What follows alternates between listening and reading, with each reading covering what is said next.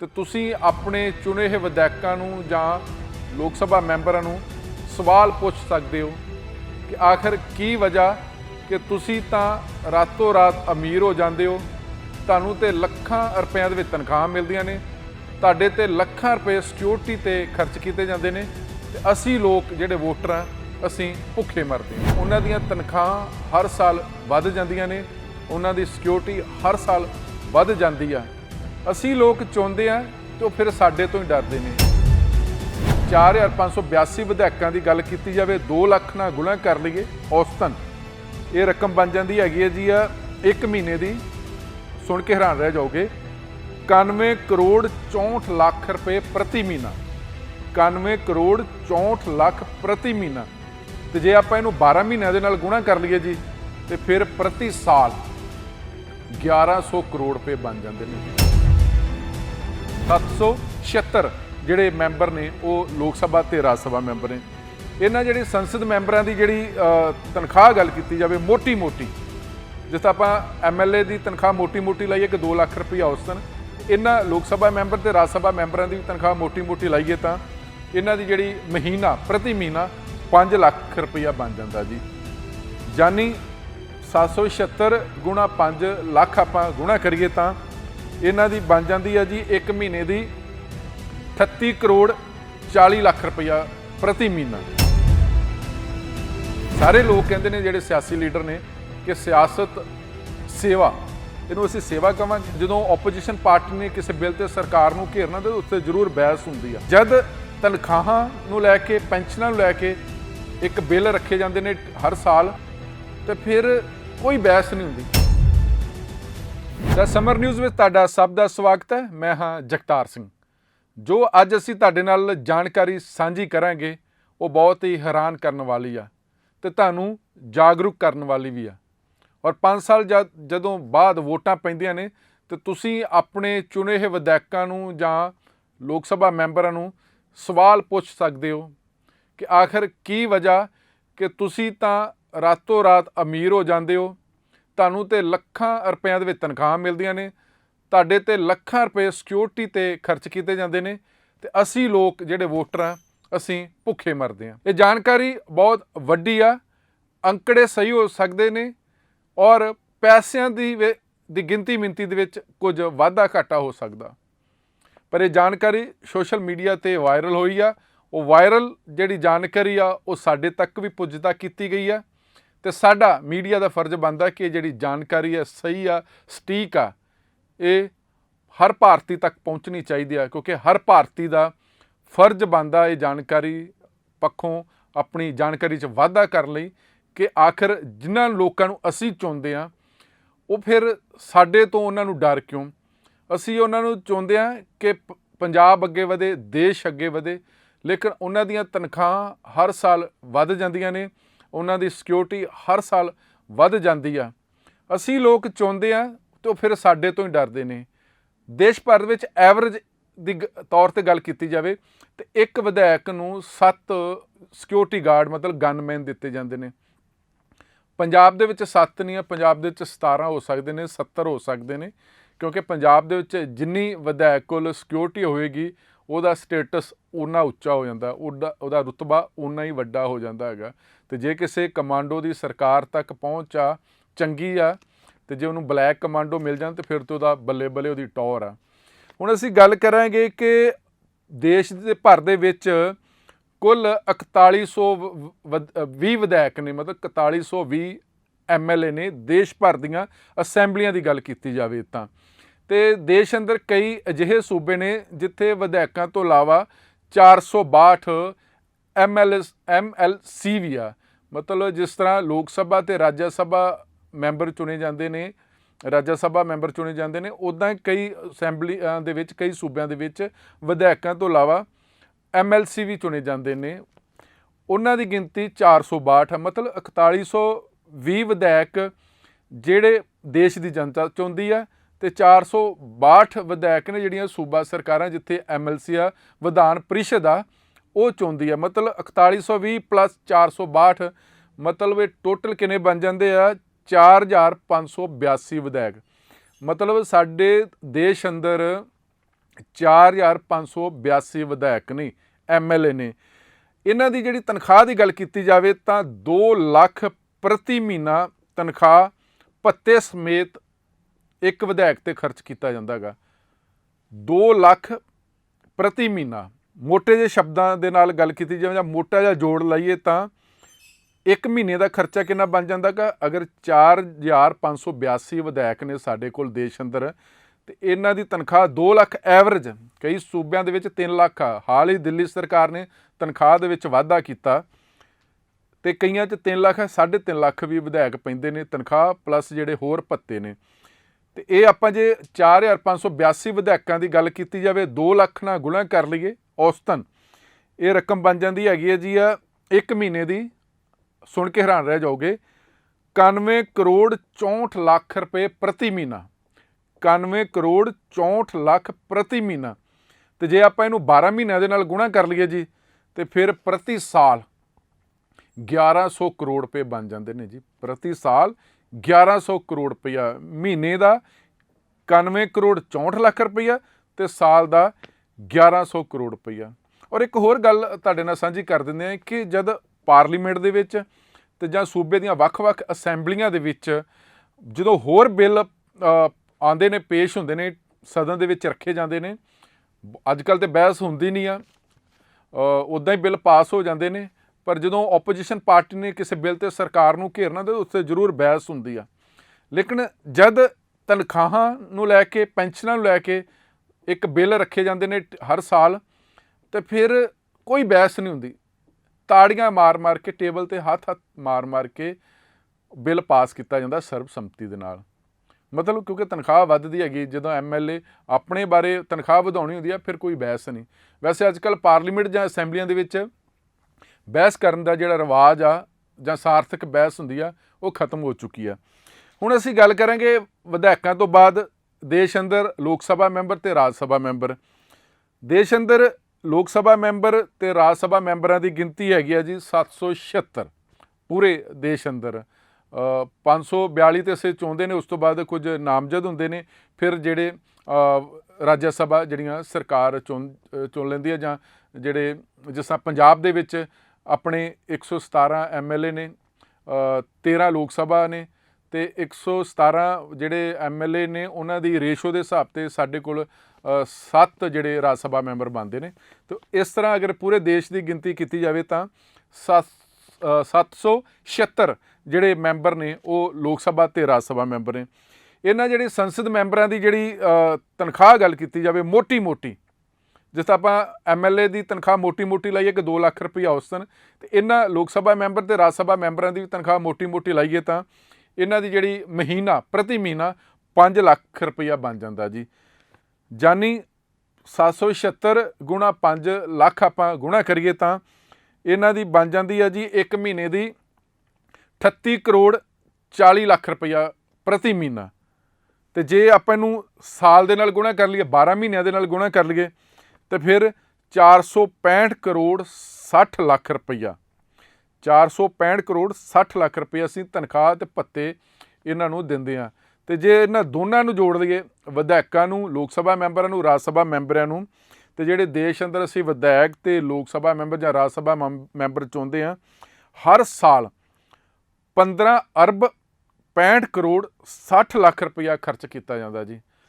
ਇਹਨਾਂ ਦੇ ਕਿੰਨਾ ਤਨਖਾਹ, ਹਜੇ ਸਿਰਫ ਤਨਖਾਹ ਦਾ ਜ਼ਿਕਰ ਕਰ ਰਹੇ ਜੀ, 15 ਅਰਬ 65 ਕਰੋੜ 60 ਲੱਖ ਰੁਪਈਆ ਅਸੀਂ ਇਹਨਾਂ, ਸਾਡੇ ਕੋਲ ਟੈਕਸ ਲਿਆ ਜਾਂਦਾ ਤੇ ਇਹਨਾਂ ਨੂੰ ਤਨਖਾਹ ਵੀ ਅਸੀਂ ਦਿੰਦੇ ਹਾਂ। ਲੇਕਿਨ ਫਿਰ ਦਬਕੇ ਵੀ ਵੋਟਰਾਂ ਨੂੰ ਪੈਂਦੇ ਹੈਗੇ ਨੇ, ਤੇ ਨਾ ਪਿੰਡਾਂ ਦਾ ਵਿਕਾਸ ਹੁੰਦਾ, ਨਾ ਲੋਕਾਂ ਨੂੰ ਰੁਜ਼ਗਾਰ ਮਿਲਦਾ, ਨਾ ਲੋਕਾਂ ਨੂੰ ਰੋਟੀ ਵੀ ਨਹੀਂ ਮਿਲਦੀ ਖਾਣ ਵਾਸਤੇ। ਅੱਜ ਵੀ ਭਾਰਤੀ ਜਿਹੜੇ ਐਵਰੇਜ ਆ ਉਹ 35 ਰੁਪਈਏ ਉਹਨਾਂ ਦੇ ਖਾਤੇ 'ਚ ਆ, ਤੇ ਅਸੀਂ 35 ਰੁਪਈਏ ਜਿਹਦੇ ਖਾਤੇ 'ਚ, ਜਿਹਦੀ ਇਨਕਮ ਆ ਸਰਕਾਰ ਦੇ ਰਿਕਾਰਡ ਮੁਤਾਬਕ ਇੱਕ ਬੜਾ ਅੱਛਾ, ਕਹਿੰਦੇ ਕਿ ਉਹਨਾਂ ਦਾ ਬੜਾ ਸੋਹਣਾ ਜ਼ਿੰਦਗੀ ਬਤੀਤ ਕਰ ਰਹੇ ਨੇ। ਜਦ ਕਿ ਇਹਨਾਂ ਲੋਕਾਂ ਦੀ ਤਨਖਾਹ 2 ਲੱਖ ਤੋਂ ਲੈ ਕੇ 5 ਲੱਖ ਰੁਪਏ ਤੱਕ ਆ। ਇਹਦੇ 'ਚ ਜਿਹੜੇ ਅਸੀਂ 15 ਅਰਬ 65 ਕਰੋੜ 60 ਲੱਖ ਰੁਪਏ ਦਾ ਤੁਹਾਨੂੰ ਜ਼ਿਕਰ ਕੀਤਾ ਹੈਗਾ, ਇਹਦੇ 'ਚ ਸਿਰਫ ਤਨਖਾਹ ਭੱਤੇ ਆ ਜਿਹੜੇ ਬੇਸਿਕ ਆ, ਇਹਨਾਂ ਦੀ ਰਿਹਾਇਸ਼, ਭੋਜਨ, ਯਾਤਰਾ, ਇਲਾਜ, ਵਿਦੇਸ਼ੀ ਸੈਰ, ਇਹਦਾ ਅਸੀਂ ਜ਼ਿਕਰ ਨਹੀਂ ਕੀਤਾ ਹੈਗਾ। ਵੇਖੋ ਇੱਕ ਹੋਰ ਹੈਰਾਨੀ ਵਾਲੀ ਗੱਲ ਆ, ਇਹ ਫ੍ਰੀ ਜਾਂਦੇ ਨੇ, ਇਹਨਾਂ ਨੂੰ ਆਉਣਾ ਜਾਣਾ ਫ੍ਰੀ ਆ। ਅੱਜ ਕੱਲ੍ਹ ਹਰ ਜਿਹੜੀ ਮੋਬਾਈਲ ਕੰਪਨੀ ਆ ਉਹ ਤੁਹਾਨੂੰ 400 ਰੁਪਏ 'ਚ 3 ਮਹੀਨੇ ਦਿੰਦੀ, ਲੇਕਿਨ ਇੱਕ MLA ਨੂੰ MP ਨੂੰ 15,000 ਰੁਪਈਆ ਦਿੱਤਾ ਜਾਂਦਾ ਹੈਗਾ। ਹੈ ਨਾ ਲੁੱਟ। ਇਹਨਾਂ ਨੂੰ ਇਹ ਜਿਹੜੇ ਖਰਚੇ ਆ, ਉਹਨਾਂ ਦੀ ਰਿਹਾਇਸ਼ ਆਲੀਸ਼ਾਨ ਬੰਗਲੇ ਦਿੱਤੇ ਜਾਂਦੇ ਨੇ। ਇੱਕ ਇੱਕ ਬੰਗਲੇ ਦੇ ਵਿੱਚ 30-30 AC ਲੱਗੇ ਹੁੰਦੇ ਜੇ, ਪਾਣੀ ਵਾਲੇ ਗਰਮ ਜਿਹੜੇ ਹੀਟਰ ਉਹ ਲੱਗੇ ਹੁੰਦੇ ਨੇ, ਨੌਕਰ ਚਾਕਰ। ਉਹ ਖਰਚੇ ਪਾ ਲਈਏ ਵਿਧਾਇਕਾਂ ਦਾ ਅਤੇ ਲੋਕ ਸਭਾ ਮੈਂਬਰਾਂ ਦਾ, ਰਾਜ ਸਭਾ ਮੈਂਬਰਾਂ ਦਾ, ਉਹ ਲਗਭਗ 30 ਅਰਬ ਬਣ ਜਾਂਦਾ ਜੀ। ਇਹ ਸਾਡੇ 'ਤੇ ਖਰਚਾ, ਮਤਲਬ ਸਾਡੇ 'ਤੇ ਬਿਨਾਂ ਮਤਲਬ ਤੋਂ ਬੋਝ ਪਾਇਆ ਗਿਆ। ਸਾਰੇ ਲੋਕ ਕਹਿੰਦੇ ਨੇ ਜਿਹੜੇ ਸਿਆਸੀ ਲੀਡਰ ਨੇ ਕਿ ਸਿਆਸਤ ਸੇਵਾ, ਇਹਨੂੰ ਅਸੀਂ ਸੇਵਾ ਕਹਾਂਗੇ ਜਾਂ ਵਪਾਰ ਕਹਾਂਗੇ ਜਾਂ ਬਿਜ਼ਨਸ ਕਹਾਂਗੇ? ਕਿਉਂ ਨਹੀਂ ਇਹ ਖਰਚੇ ਘਟਾਏ ਜਾਂਦੇ ਹੈਗੇ ਨੇ? ਖਰਚੇ ਘਟਾਓ, ਫਿਰ ਪਤਾ ਲੱਗੂਗਾ ਕਿ ਤੁਸੀਂ ਲੋਕ ਕਿੰਨੇ ਦੇਸ਼ ਭਗਤ ਹੋ। ਦੇਸ਼ ਭਗਤ ਤੁਸੀਂ ਆ ਜਾਂ ਫਿਰ ਦੇਸ਼ ਦੀ ਜਨਤਾ? ਇਹ ਚੰਗੀ ਤਰ੍ਹਾਂ ਲੋਕ ਜਾਣਦੇ ਨੇ। ਹੁਣ ਅਸੀਂ ਗੱਲ ਕਰਾਂਗੇ ਕਿ ਜਿਹੜੇ ਇਹਨਾਂ ਦੀ ਤਨਖਾਹਾਂ ਭੱਤਿਆਂ ਦੀ ਗੱਲ ਕੀਤੀ ਗਈ ਆ, ਇਹਨਾਂ ਦੇ ਘਰਾਂ ਦੀ ਗੱਲ ਕੀਤੀ ਗਈ ਆ, ਨੌਕਰ ਚਾਕਰਾਂ ਦੀ ਗੱਲ ਕੀਤੀ ਗਈ ਆ, ਰਿਹਾਇਸ਼ ਦੀ ਗੱਲ ਕੀਤੀ ਗਈ। ਅਗਰ ਸਿਕਿਉਰਿਟੀ ਦੀ ਗੱਲ ਕੀਤੀ ਜਾਵੇ ਤਾਂ ਉਹ ਵੀ ਸਾਡੇ 'ਤੇ ਹੀ ਹੈ ਖਰਚਾ। ਅਸੀਂ ਟੈਕਸ ਦਿੰਦੇ ਹਾਂ, ਲੇਕਿਨ ਸਾਡੇ 'ਤੇ ਇਹਨਾਂ ਦਾ ਬੋਝ ਪਾਇਆ ਜਾ ਰਿਹਾ। ਅਸੀਂ ਚੁਣ ਕੇ ਭੇਜਦੇ ਹਾਂ, ਪਰ ਸਾਡੇ ਤੋਂ ਡਰਦੇ ਨੇ। ਤੁਸੀਂ ਇੱਕ MLA ਮੰਤਰੀ ਨੂੰ ਮਿਲ ਨਹੀਂ ਸਕਦੇ, ਚਾਰੇ ਪਾਸੇ ਘੇਰਾ ਪਾਇਆ ਹੁੰਦਾ। ਕਿਸੇ ਨੂੰ 20 ਬੰਦਿਆਂ ਪੁਲਿਸ ਵਾਲੇ ਨੇ ਘੇਰਾ ਪਾਇਆ ਹੁੰਦਾ, 10 ਕੀ ਸਿਵਲ ਵਾਲੇ ਹੁੰਦੇ ਨੇ, ਕਈਆਂ ਨੂੰ X ਸ਼੍ਰੇਣੀ ਆ, ਕਈਆਂ ਨੂੰ Y ਸ਼੍ਰੇਣੀ ਆ, ਕਿਸੇ ਨੂੰ Z ਸ਼੍ਰੇਣੀ ਆ, ਕਿਸੇ ਨੂੰ Z+ ਆ, ਕਈਆਂ ਨੂੰ NSG ਦਿੱਤੀ ਹੋਈ, ਕਈਆਂ ਨੂੰ SPG ਦਿੱਤੀ ਗਈ ਆ। ਦੇਸ਼ ਦੇ ਵਿੱਚ ਸਿਕਿਉਰਿਟੀ ਦੇ ਵੱਖ-ਵੱਖ ਰੂਪ ਨੇ, ਉਹ ਦਿੱਤੇ ਜਾਂਦੇ ਨੇ। ਐਵਰੇਜ ਗੱਲ ਕੀਤੀ ਜਾਵੇ ਦੇਸ਼ ਦੀ ਕਰਾਂਗੇ ਕਿ ਇੱਕ MLA ਕੋਲ 7 ਵਿਧਾਇਕ ਨੇ ਰਿਕਾਰਡ ਮੁਤਾਬਕ, ਲੇਕਿਨ ਉੱਥੇ 17 ਹੋ ਸਕਦੇ ਨੇ। ਪੰਜਾਬ ਦੇ ਵਿੱਚ ਗੱਲ ਕੀਤੀ ਜਾਵੇ ਤਾਂ ਜਿਸ ਤਰ੍ਹਾਂ ਮੈਂ ਪਹਿਲਾਂ ਜ਼ਿਕਰ ਕਰ ਚੁੱਕੇ ਅਸੀਂ ਕਿ ਕਈਆਂ ਨੇ ਬਲੈਕ ਕਮਾਂਡੋ ਰੱਖੇ ਨੇ, ਉਹਨਾਂ ਦੀ ਗਿਣਤੀ ਵੀ 17, 20, 22, 27 ਅਣਗਿਣਤ ਆ। ਇੱਕ ਤਾਂ ਸਰਕਾਰ ਉਹਨਾਂ ਨੂੰ ਸਿਕਿਉਰਿਟੀ ਗਾਰਡ ਪ੍ਰੋਵਾਈਡ ਕਰਵਾਉਂਦੀ ਹੈ, ਗਨਮੈਨ। ਇੱਕ ਫਿਰ ਇਲਾਕੇ ਦਾ ਜਿਹੜਾ SSP ਆ, ਉਹ ਆਪਣਾ ਟੌਰ ਟੱਪਾ ਕਿ ਕਿਤੇ ਮੇਰੀ ਬਦਲੀ ਨਾ ਹੋ ਜਾਏ, ਜੇ ਬਦਲੀ ਹੋ ਜਾਊਗੀ ਤਾਂ ਇਹ MLA ਦੀ ਸਰਕਾਰ ਤੱਕ ਚੰਗੀ ਅਪਰੋਚ ਆ, ਪਹੁੰਚ ਆ, ਅਤੇ ਉਹ ਮੇਰੀ ਟਰਾਂਸਫਰ ਕਰਵਾ ਲੂਗਾ, ਜਾਂ ਕਿਸੇ ਮੋਟੇ ਜ਼ਿਲ੍ਹੇ ਦੇ ਵਿੱਚ ਹੁਣ ਮੈਨੂੰ SSP ਤੈਨਾਤ ਕੀਤਾ ਜਾ ਸਕਦਾ। ਉਹ ਆਪਣੇ ਲੈਵਲ 'ਤੇ SSP MLA ਨੂੰ ਸਿਕਿਉਰਿਟੀ ਪ੍ਰੋਵਾਈਡ ਕਰ ਦਿੰਦਾ। MLA ਆਪਣੀ ਗੱਡੀ 'ਚ ਬੈਠਾ ਹੁੰਦਾ, ਇੱਕ ਉਹਦੇ ਪਿੱਛੇ ਗੱਡੀ ਚੱਲਦੀ ਹੈ ਸਿਕਿਉਰਿਟੀ ਵਾਲੀ ਜਿਪਸੀ, ਇੱਕ ਅੱਗੇ, ਉਹਦੇ 'ਚ 5-5, 7-7 ਮੁਲਾਜ਼ਮ ਬੈਠੇ ਹੁੰਦੇ ਕਮਾਂਡੋ। ਇਹ ਪੰਜਾਬ ਦੇ ਵਿੱਚ ਆ। ਅਤੇ ਇੱਕ ਜਿਹੜੀ ਅਗਰ 7 ਪੁਲਿਸ ਵਾਲਿਆਂ ਦੀ ਆਪਾਂ ਗੱਲ ਕੀਤੀ ਜਾਵੇ, ਅਗਰ ਮੰਨ ਲਈਏ 7 ਗਨਮੈਨ ਆ ਕਿਸੇ MLA ਕੋਲ, ਐਵਰੇਜ ਤੌਰ 'ਤੇ ਉਹਨਾਂ ਦਾ 1,75,000 ਰੁਪਈਆ ਬਣਦਾ ਖਰਚਾ। ਅਤੇ ਇੱਕ ਦੇਸ਼ ਦੀ ਔਸਤਨ ਕੱਢੀਏ ਤਾਂ 25,000 ਰੁਪਏ ਪ੍ਰਤੀ ਮਹੀਨਾ ਦਰ ਦੇ ਨਾਲ ਇਹ ਖਰਚਾ ਬਣਦਾ। ਲੇਕਿਨ ਪੰਜਾਬ ਦੇ ਵਿੱਚ ਗੱਲ ਕੀਤੀ ਜਾਵੇ ਮੋਟੇ ਤੌਰ 'ਤੇ ਘੱਟੋ ਘੱਟ ਜਿਹੜਾ ਕਾਂਸਟੇਬਲ ਸਿਪਾਹੀ ਜਿਹਦੀ ਸਰਵਿਸ 2 ਸਾਲ ਜਾਂ 3 ਸਾਲ ਜਾਂ 4 ਸਾਲ, ਉਹਦੀ 40,000 ਰੁਪਏ ਤੋਂ ਵੱਧ ਤਨਖਾਹ ਘੱਟੋ ਘੱਟ। ਅਤੇ ਉਸ ਹਿਸਾਬ ਨਾਲ ਪੰਜਾਬ 'ਤੇ ਬਹੁਤ ਜ਼ਿਆਦਾ ਖਰਚਾ ਹੋ ਸਕਦਾ। ਅਤੇ ਅਗਰ ਅਸੀਂ ਇਹੀ ਮੰਨ ਲਈਏ ਕਿ 1,75,000 7 ਗਨਮੈਨ ਦੇ ਆਧਾਰਿਤ ਅਸੀਂ ਐਵਰੇਜ ਕੱਢ ਲਈਏ, ਅਤੇ 4582 ਵਿਧਾਇਕਾਂ ਦੀ ਗੱਲ ਕਰ ਲਈਏ, ਅਤੇ ਉਹਨਾਂ ਦੀ ਸਾਲਾਨਾ ਸਿਕਿਉਰਿਟੀ 'ਤੇ ਕਿੰਨਾ ਖਰਚਾ ਹੁੰਦਾ ਜੀ? 9 ਅਰਬ 62 ਕਰੋੜ 22 ਲੱਖ ਰੁਪਈਆ ਪ੍ਰਤੀ ਸਾਲ। 4582 ਵਿਧਾਇਕਾਂ ਦੀ ਸੁਰੱਖਿਆ 'ਤੇ ਕਿੰਨਾ ਖਰਚ ਹੁੰਦਾ? ਮੈਂ ਦੁਬਾਰਾ ਰਿਪੀਟ ਕਰ ਦਿੰਦਾ ਜੀ, 9 ਅਰਬ 62 ਕਰੋੜ 22 ਲੱਖ ਰੁਪਈਆ ਪ੍ਰਤੀ ਸਾਲ। ਇਹ ਆ। ਔਰ ਪੰਜਾਬ ਦੇ ਵਿੱਚ ਤਾਂ ਇੱਕ ਹੋਰ ਬੜਾ, ਜਦੋਂ ਸੂਬੇ ਅੰਦਰ ਅਕਾਲੀ ਭਾਰਤੀ ਜਨਤਾ ਪਾਰਟੀ ਦੀ ਸਾਂਝੀ ਸਰਕਾਰ ਸੀ, ਜਿਹੜੇ ਵਿਧਾਇਕਾਂ ਨੂੰ ਤਨਖਾਹ ਮਿਲਦੀ ਆ, ਇਹ ਅਕਾਲੀ ਭਾਜਪਾ ਸਰਕਾਰ ਨੇ ਇੱਕ ਰਿਵਾਜ਼ ਸ਼ੁਰੂ ਕਰ ਦਿੱਤਾ ਕਿ ਅਸੀਂ ਸਾਡੇ ਟੈਕਸਾਂ ਦੇ ਰੂਪ 'ਚ ਇਹਨਾਂ ਨੂੰ ਤਨਖਾਹ ਮਿਲਦੀ ਹੈ। ਇਹ ਖੁਦ ਵੀ ਟੈਕਸ ਨਹੀਂ ਤਾਰਦੇ, ਸਰਕਾਰ ਇਹਨਾਂ ਦਾ ਟੈਕਸ ਪੇ ਕਰਦੀ ਹੈ ਨਾ ਹਨੇਰਗਰਦੀ। ਪੰਜਾਬ ਦੇ ਵਿੱਚ 117 MLA ਨੇ। ਹਰ ਇੱਕ ਨਾਲ ਗੱਲ ਕਰ ਲਈ ਜਾਵੇ ਤਾਂ ਸਾਰੇ ਕਹਿੰਦੇ ਕਿ ਅਸੀਂ ਦੁੱਧ ਨਾਤੇ ਬੜੇ ਆਪਣੇ ਆਪ ਨੂੰ ਪਾਕ ਪਵਿੱਤਰ ਸੱਚੇ ਸੁੱਚੇ ਦੱਸਦੇ ਨੇ, ਪਰ ਸਿਰਫ 3 ਵਿਧਾਇਕਾਂ ਨੇ ਹੀ ਜਿਹੜਾ ਟੈਕਸ ਉਹ ਆਪਣੀ ਜੇਬ 'ਚ ਉਤਾਰਦੇ ਨੇ। ਬਾਕੀ ਸੁੱਖ ਦੇ ਨਾਲ 117 ਚੋਂ 3 ਕੱਢ ਲਓ ਅਤੇ 114 ਜਾਣਿਆਂ ਦਾ ਜਿਹੜਾ ਟੈਕਸ ਆ ਉਹ ਪੰਜਾਬ ਦੀ ਜਨਤਾ ਭਰਦੀ ਆ। ਉਹ ਜਦੋਂ ਖਬਰਾਂ ਨਸ਼ਰ ਹੋਈਆਂ ਤਾਂ ਫਿਰ ਆਮ ਆਦਮੀ ਪਾਰਟੀ ਜਿਹੜੇ ਵਿਧਾਇਕ ਅਮਨ ਅਰੋੜਾ ਨੇ, ਉਹ ਵੀ ਜਾ ਕੇ ਸਪੀਕਰ ਨੂੰ ਚਿੱਠੀ ਦੇ ਆਉਂਦੇ ਕਿ ਜੀ ਮੈਂ ਵੀ ਟੈਕਸ ਖੁਦ ਦਿਆ ਕਰਾਂਗਾ, ਸਰਕਾਰ ਨਾ ਦੇਵੇ। ਮਤਲਬ ਹੁਣ ਉਹਨਾਂ ਦੀਆਂ 5 ਤਨਖਾਹਾਂ ਰਹਿ ਗਈਆਂ ਬਈ। ਪਹਿਲਾਂ ਜਨਾਬ ਕਿੱਧਰ ਗਏ ਸੀ ਤੇ ਜਿਹੜੇ ਵੱਡੇ ਵੱਡੇ ਗੱਲਾਂ ਕਰਦੇ ਸੀ ਉਹ ਕਿੱਥੇ ਗਏ ਸੀ ਜੀ। ਮਤਲਬ ਕਹਿਣੀ ਤੇ ਕਰਨੀ ਦੇ ਵਿੱਚ ਇਹਨਾਂ ਲੋਕਾਂ ਦੇ ਵਿੱਚ ਬਹੁਤ ਜ਼ਿਆਦਾ ਫਰਕ ਆ। ਹੁਣ ਜਿਹੜੇ ਸੰਸਦ ਮੈਂਬਰ ਆ ਉਹਨਾਂ ਦੀ ਜਿਹੜੀ ਸਿਕਿਉਰਿਟੀ ਦਾ ਜਿਹੜਾ ਖਰਚਾ ਹੈਗਾ ਉਹ 164 ਕਰੋੜ ਰੁਪਏ ਆ। ਜਿਹੜੇ MLA ਨੇ ਉਹਨਾਂ ਤੇ 9 ਅਰਬ 62 ਕਰੋੜ 22 ਲੱਖ ਰੁਪਈਆ ਪ੍ਰਤੀ ਸਾਲ। ਜਿਹੜੇ MP ਨੇ ਲੋਕ ਸਭਾ ਮੈਂਬਰ ਰਾਜ ਸਭਾ ਮੈਂਬਰ ਉਹਨਾਂ ਤੇ 164 ਕਰੋੜ ਰੁਪਏ ਖਰਚ ਕੀਤੇ ਜਾਂਦੇ ਨੇ। ਵੀ ਸਾਡਾ ਦੇਸ਼ ਅਸੀਂ ਇਹਨਾਂ ਲੋਕਾਂ ਨੂੰ ਚੁਣ ਕੇ ਭੇਜਦੇ ਹਾਂ ਤੇ ਫਿਰ ਸਾਡੇ ਤੋਂ ਇਹਨਾਂ ਨੂੰ ਡਰ ਲੱਗਦਾ ਗਾ। ਤੁਸੀਂ ਬਾਹਰਲੇ ਕੰਟਰੀਆਂ ਦੇ ਪ੍ਰਾਈਮ ਮਿਨਿਸਟਰ ਦੇਖ ਲਓ, MLA ਦੇਖ ਲਓ, ਮੰਤਰੀ ਦੇਖ ਲਓ। ਪ੍ਰਾਈਮ ਮਿਨਿਸਟਰ ਤਾਂ ਬਹੁਤ ਵੱਡੀ ਗੱਲ ਆ। ਜਸਟਿਨ ਟਰੂਡੋ ਜਿਹੜੇ ਕੈਨੇਡੀਅਨ ਪ੍ਰਾਈਮ ਮਿਨਿਸਟਰ ਕਈ ਵਾਰ ਦੇਖੋਗੇ ਕਿ ਆਮ ਹੀ ਘੁੰਮਦੇ ਫਿਰਦੇ ਨੇ। ਜਿੰਨੇ ਵੀ ਯੂਰਪੀਅਨ ਕੰਟਰੀਜ਼ ਦੇ ਪ੍ਰਾਈਮ ਮਿਨਿਸਟਰ ਨੇ, ਰਾਸ਼ਟਰਪਤੀ ਨੇ, ਉਹਨਾਂ ਕੋਲ ਇੰਨੀ ਸਿਕਿਉਰਿਟੀ ਨਹੀਂ ਆ। ਅਤੇ ਸਾਡੇ ਕੌਂਸਲਰ ਉਹਨਾਂ ਕੋਈ ਮੈਨੂੰ ਲੱਗਦਾ 2-2 ਗਨਮੈਨ ਹੋਣਗੇ, ਜਾਂ ਜਿਹਦੀ ਸਰਕਾਰ ਇਲਾਕੇ ਦਾ ਜਿਹੜਾ ਜਥੇਦਾਰ ਹੋਊਗਾ ਜਾਂ ਕਾਂਗਰਸੀ ਲੀਡਰ ਹੋਊਗਾ ਉਹਦੇ ਕੋਲ 2-2 ਗਨਮੈਨ ਹੋਣਗੇ। ਔਰ ਹੋ ਸਕਦਾ ਜਿਹੜੇ ਕਈ ਹੋਰ ਪਹੁੰਚ ਵਾਲੇ ਨੇ ਛੋਟੇ ਮੋਟੇ ਲੀਡਰ ਉਹਨਾਂ ਨੇ ਵੀ ਸਿਕਿਉਰਿਟੀ ਰੱਖੀ ਹੋਊਗੀ। ਹੁਣ ਇਹ ਤਾਂ ਸਿਰਫ MLA ਅਤੇ ਜਿਹੜੇ ਲੋਕ ਸਭਾ ਮੈਂਬਰ ਰਾਜ ਸਭਾ ਮੈਂਬਰ ਸੀ ਜਿਨ੍ਹਾਂ ਦਾ ਅਸੀਂ ਖਰਚਾ ਦੱਸਿਆ ਕਿੰਨਾ ਸਿਕਿਉਰਿਟੀ ਦਾ। ਹੁਣ ਜਿਸ ਤਰ੍ਹਾਂ ਅਸੀਂ ਪਹਿਲਾਂ ਜ਼ਿਕਰ ਕੀਤਾ ਕਿ ਜਿਨ੍ਹਾਂ ਕੋਲ Z+ ਆ, ਜਿਸ ਤਰ੍ਹਾਂ ਕਈ ਤਰ੍ਹਾਂ ਦੀ ਆ, X security, Y security, Z security, Z+। ਅਗਰ Z+ ਸਿਕਿਉਰਿਟੀ ਦੀ ਗੱਲ ਕੀਤੀ ਜਾਵੇ ਨਾ, ਜਿਹਦੇ 'ਚ ਕਈ ਮੰਤਰੀ ਨੇ, ਮੁੱਖ ਮੰਤਰੀ ਜਿੱਦਾਂ ਪੰਜਾਬ ਦੇ ਵਿੱਚ ਸਰਦਾਰ ਪ੍ਰਕਾਸ਼ ਸਿੰਘ ਬਾਦਲ Z+ ਚਾਹੁੰਦੇ ਨੇ, ਸੁਖਬੀਰ ਸਿੰਘ ਬਾਦਲ Z+ ਚਾਹੁੰਦੇ ਨੇ, ਕੈਪਟਨ ਅਮਰਿੰਦਰ ਸਿੰਘ Z+ ਚਾਹੁੰਦੇ ਨੇ। ਬਾਕੀ ਦੇਸ਼ ਦੀ ਗੱਲ ਕੀਤੀ ਜਾਵੇ ਤਾਂ ਜਿਹੜੇ ਇਹਨਾਂ ਕੋਲ ਮੰਤਰੀ, ਮੁੱਖ ਮੰਤਰੀ, ਪ੍ਰਧਾਨ ਮੰਤਰੀ, ਰਾਸ਼ਟਰਪਤੀ ਜਾਂ ਜਿੰਨੇ ਵੀ ਵੱਡੇ ਲੀਡਰ ਨੇ ਜਿਨ੍ਹਾਂ ਨੂੰ ਕਹਿ ਰਹੇ ਦੱਸਿਆ ਜਾਂਦਾ ਕਿ ਥ੍ਰੈਟ ਆ, ਇਹਨਾਂ ਦੀ ਮੋਟੀ ਅੰਕੜੇ ਨੇ ਜੀ 16,000 ਵੱਖਰੇ ਤੌਰ 'ਤੇ ਤੈਨਾਤ ਕੀਤੇ ਗਏ ਨੇ, ਜਿਹਦੇ 'ਚ CRP ਦੇ ਟ੍ਰੇਨਡ ਕਮਾਂਡੋ, SPG ਦੇ, NSG ਦੇ ਟ੍ਰੇਨਡ ਕਮਾਂਡੋ ਜਿਨ੍ਹਾਂ ਦੀ ਤਨਖਾਹ ਘੱਟੋ ਘੱਟ ਲੱਖ ਰੁਪਏ ਤੋਂ ਉੱਪਰ ਹੋਏਗੀ। ਔਰ ਜਿਹਨੇ ਉਹਨਾਂ ਦੇ ਨਾਲ SHO ਰੈਂਕ ਦੇ, ਇੰਸਪੈਕਟਰ ਰੈਂਕ ਦੇ ਮੁਲਾਜ਼ਮ ਤੈਨਾਤ ਹੋਣਗੇ ਅਤੇ ਲਾਜ਼ਮੀ ਤੌਰ 'ਤੇ 1.25 ਲੱਖ ਤੋਂ ਥੱਲੇ ਤਨਖਾਹ ਨਹੀਂ ਹੈਗੀ ਇੱਕ ਇੰਸਪੈਕਟਰ ਦੀ। ਅਤੇ ਇਹ 16,000 ਮੁਲਾਜ਼ਮ ਨੇ। ਅਤੇ ਇਹਨਾਂ ਦੀ ਖਰਚਾ ਅਗਰ ਕੀਤਾ ਜਾਵੇ ਜਿਹੜੇ Z+ ਸਿਕਿਉਰਿਟੀ ਜਿਨ੍ਹਾਂ ਕੋਲ, ਇਹ 776 ਕਰੋੜ ਰੁਪਏ ਬਣਦੇ ਨੇ।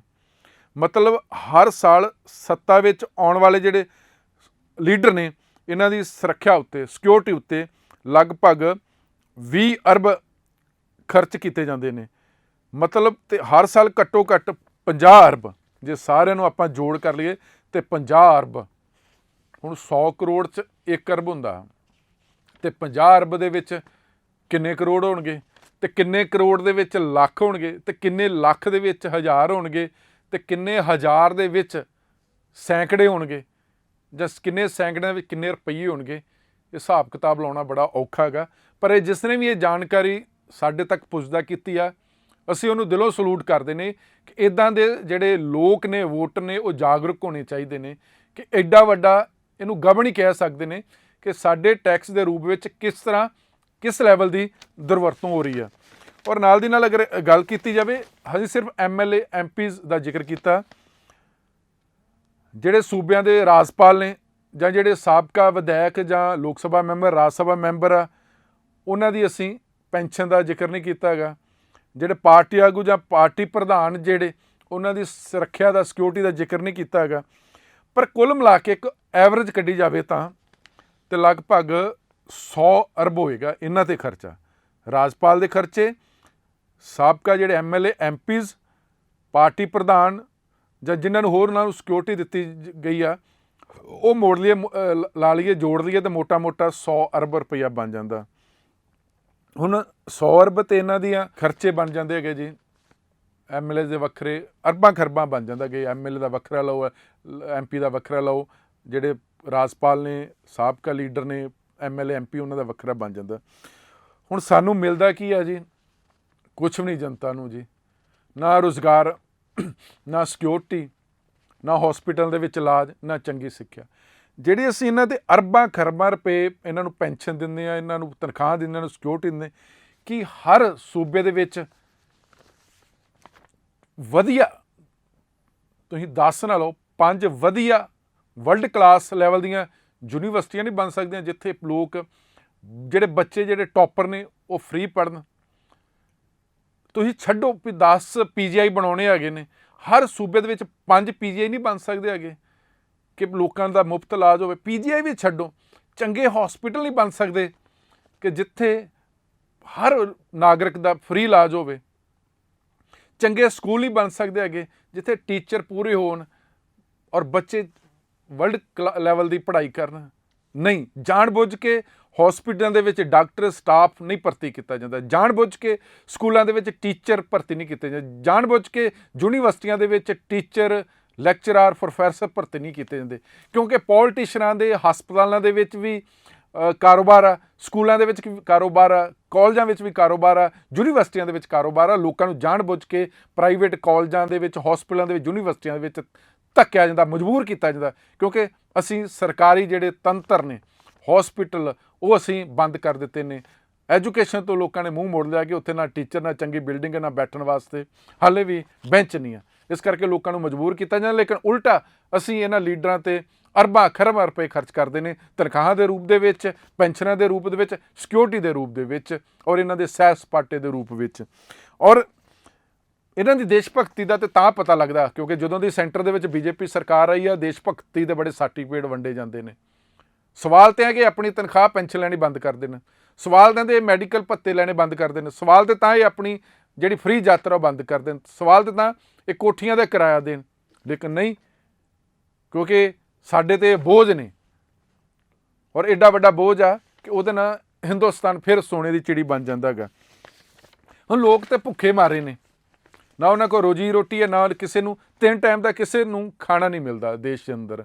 ਔਰ ਅੱਜ ਵੀ ਜਿਹੜੇ ਨਾਅਰੇ ਦਿੱਤੇ ਗਏ ਕਿ ਹਰ ਨਾਗਰਿਕ ਕੋਲ ਕੁੱਲੀ, ਜੁੱਲੀ ਅਤੇ ਗੁੱਲੀ ਹੋਣੀ ਚਾਹੀਦੀ ਹੈ ਜੀ, ਉਹ ਹਜੇ ਤੱਕ ਲੋਕਾਂ ਕੋਲ ਹੈ ਨਹੀਂ ਹੈ। ਲੋਕ ਭੁੱਖ ਮਰੀ ਆ, ਰਹਿਣ ਵਾਸਤੇ ਛੱਤ ਨਹੀਂ ਆ, ਖਾਣ ਵਾਸਤੇ ਅਨਾਜ ਨਹੀਂ ਆ। ਇਹ ਦੇਸ਼ ਦੇ ਹਾਲਾਤ ਨੇ, ਭੁੱਖ ਮਰੀ ਆ।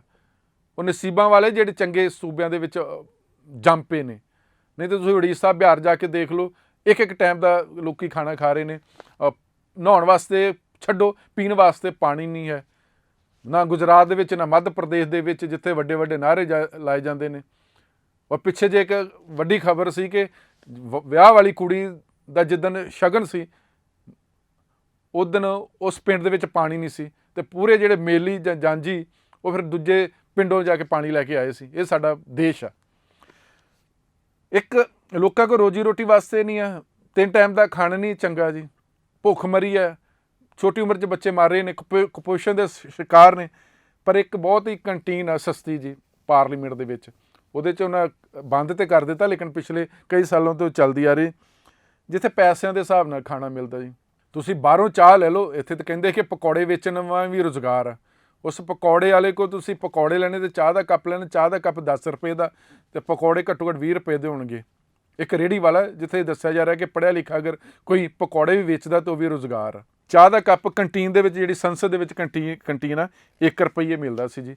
ਸੂਪ 5.5 ਰੁਪਈਏ ਜੀ, ਦਾਲ 1.5 ਰੁਪਈਏ ਥਾਲੀ, ਭੋਜਨ ਪੂਰਾ ਹੀ 2 ਰੁਪਈਏ ਜੀ, ਚਪਾਤੀ 1 ਰੁਪਏ ਦੀ, ਚਿਕਨ ਜੀ ਜਿਹੜੇ ਮੀਟ ਦੇ ਸ਼ੌਕੀਨ ਨੇ MP, ਉਹ 25 ਰੁਪਏ ਲਗਭਗ ਜੀ, ਡੋਸਾ 4 ਰੁਪਏ ਜੀ, ਬਿਰਿਆਨੀ 8 ਰੁਪਏ। ਇਹ ਜਿਹੜੀਆਂ ਚੀਜ਼ਾਂ ਪਾਰਲੀਮੈਂਟ 'ਚ ਮਿਲਦੀਆਂ ਸੀ, ਹੁਣ ਉਹਦੇ 'ਚ ਰੇਟਾਂ 'ਚ ਤਬਦੀਲ ਕੀਤੀ ਆ। ਇਹ ਸਾਡੇ ਦੇਸ਼ ਦੇ ਹਾਲਾਤ ਨੇ।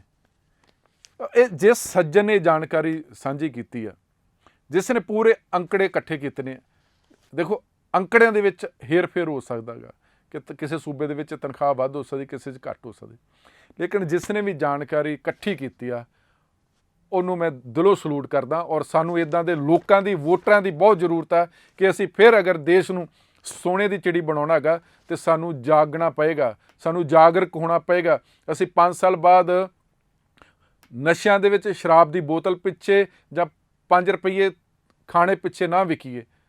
ਅਸੀਂ ਜੇ ਵਿਕਣਾ ਵਾ ਤਾਂ ਦੇਸ਼ ਨੂੰ ਬਚਾਉਣ ਵਾਸਤੇ ਵਿਕੋ, ਨਾ ਕਿ ਕੁਝ ਮਹੀਨਿਆਂ ਵਾਸਤੇ। ਇੱਕ ਦਿਨ ਤੁਹਾਨੂੰ ਦਾਰੂ ਮਿਲ ਸਕਦੀ ਆ, ਇੱਕ ਦਿਨ ਤੁਹਾਨੂੰ ਚੰਗਾ ਖਾਣਾ ਮਿਲ ਸਕਦਾ, ਲੇਕਿਨ ਬਾਅਦ 'ਚ ਜਿਹੜੇ ਅਸੀਂ 365 ਦਿਨ ਭੁਗਤਦੇ ਆ, ਉਸ ਹਰ ਇੱਕ ਨੂੰ ਪਤਾ ਕਿ ਕਿੰਨੇ ਔਖੇ ਭੁਗਤਦੇ। ਚੰਗੀਆਂ ਸਰਕਾਰਾਂ ਚੁਣੋ, ਚੰਗੇ ਨੇਤਾ ਚੁਣੋ, ਫਿਰ ਹੀ ਤਾਂ ਦੇਸ਼ ਅੱਗੇ ਵਧੇਗਾ। ਉਹ ਲਾਜ਼ਮੀ ਤੌਰ 'ਤੇ ਇਹ ਤੁਹਾਨੂੰ ਜਾਣਕਾਰੀ ਚੰਗੀ ਲੱਗੇਗੀ, ਔਰ ਇਹ ਜਾਣਕਾਰੀ ਹਰ ਭਾਰਤੀ ਤੱਕ ਪਹੁੰਚਾਉਣਾ ਹੁਣ ਤੁਹਾਡਾ ਫਰਜ਼ ਆ। ਜੋ ਸਾਡੇ ਤੱਕ ਕਿਸੇ ਨੇ ਜਾਣਕਾਰੀ ਭੇਜੀ, ਅਸੀਂ ਆਪਣਾ ਫਰਜ਼ ਨਿਭਾ ਦਿੱਤਾ। ਤੁਸੀਂ ਇਸ ਫਰਜ਼ ਨੂੰ ਕਿਵੇਂ ਨਿਭਾਉਂਦੇ ਆ, ਇੰਤਜ਼ਾਰ ਰਹੇਗਾ। ਲਾਜ਼ਮੀ ਤੌਰ ਤੇ ਸਾਡਾ ਪੇਜ ਦਾ ਸਮਰ ਨਿਊਜ਼ ਜ਼ਰੂਰ ਲਾਈਕ ਕਰਿਓ। ਤੁਹਾਡਾ ਬਹੁਤ ਬਹੁਤ ਧੰਨਵਾਦ।